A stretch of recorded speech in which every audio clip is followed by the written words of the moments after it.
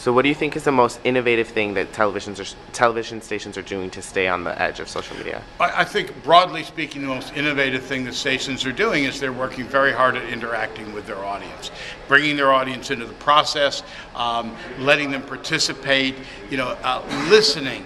Okay, I think that's a critical word, having conversations with. A lot of news directors talked about that kind of thing, listening to the audience, having conversations with the audience. Probably the most important thing stations are doing. And what would you say to news directors who don't see that there's a benefit to social media? Well, they're wrong.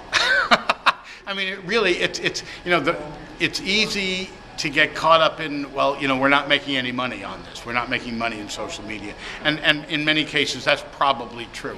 But it isn't, always at least directly about making money. Yes, you're making money on air. That's where most of your money comes from.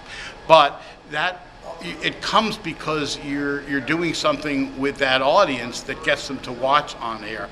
And they want to be part of what you're doing, not simply sitting there passively watching your newscast. And social media allows them to become part of the family. And I think that's a critical way that stations have to think about that audience. And lastly, what would you do you think it's better to hire someone who's good with social media, like specifically for social media, or try to teach people who are already in the station social media? In an ideal world, you have both. In an ideal world, you've got an expert or a couple experts on staff. But part of what they need to do isn't taking over the doing of social media. Part of that is that they need to be teaching all of the people how to do it and get them involved with it. Because one or two people doing it isn't going to be enough.